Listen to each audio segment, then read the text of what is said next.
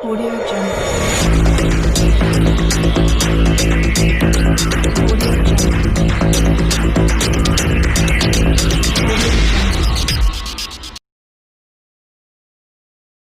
यहाँ पर मैंने कुछ मात्रा में बेकिंग सोडा लिया है। आपको जो ये सफ़ेद पदार्थ दिखाई दे रहा है ये क्या है? Baking soda. और इस प्याली में हमने एक मोमबत्ती भी लगा दी है। अब हम इस मोमबत्ती को जला देते हैं।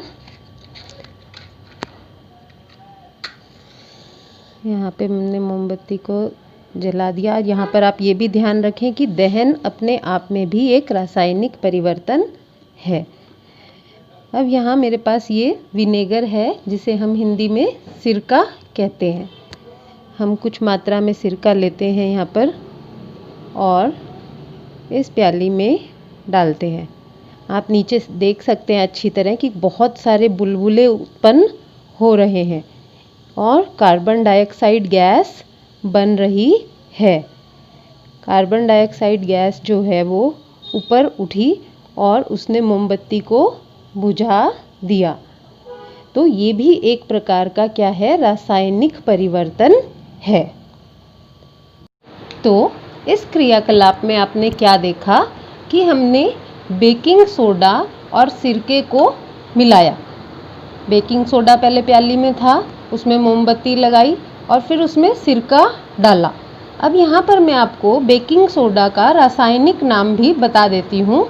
क्या है ये नाम? Sodium hydrogen carbonate. Sodium hydrogen carbonate.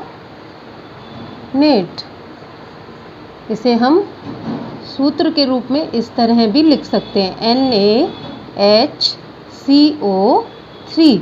आप इसे ऐसे याद कर सकते हैं। सोडियम का प्रतीक चिन्ह Na, फिर हाइड्रोजन का H, कार्बोनेट का CO3। इसी तरह सिरका जो है इसका भी रासायनिक नाम क्या है? एसिटिक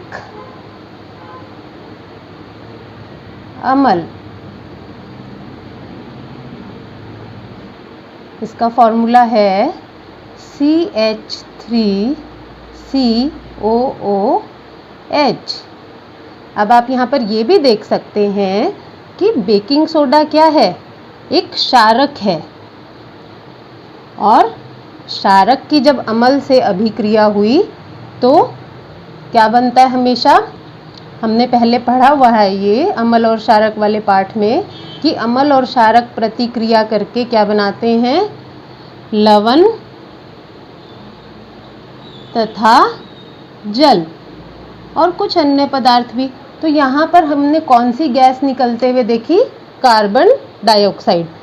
ये अन्य पदार्थ जो हैं ये अभिक्रिया थोड़ी जटिल है, इसे आप बड़ी कक्षाओं में विस्तार पूर्वक पढ़ेंगे। तो इस क्रियाकलाप में आपने देखा कि जब हमने बेकिंग सोडा में क्या मिलाया? सिरका। तो कौन सी गैस उत्पन्न हुई? Carbon dioxide. Carbon dioxide gas जो उत्पन्न हुई उसने मोमबत्ती को बुझा दिया। आप जानते ही हैं कि दहन के लिए हमें ऑक्सीजन की आवश्यकता होती है और कार्बन डाइऑक्साइड गैस जो कि एक भारी गैस है उसने उस ऑक्सीजन को एक तरह से ढक लिया और मोमबत्ती जो है वो बुझ गई। तो यहाँ पर भी आप देख सकते हैं कि हमने जो शुरू में चीज़ें ली वो अलग थी, बेकिंग सोडा, सिरका, और जो नई चीज़ हमारे पास बनकर आई वो अलग है। तो जब इस तरह का परिवर्तन होता है तो उसे हम क्या कहते हैं? रासायनिक परिवर्तन।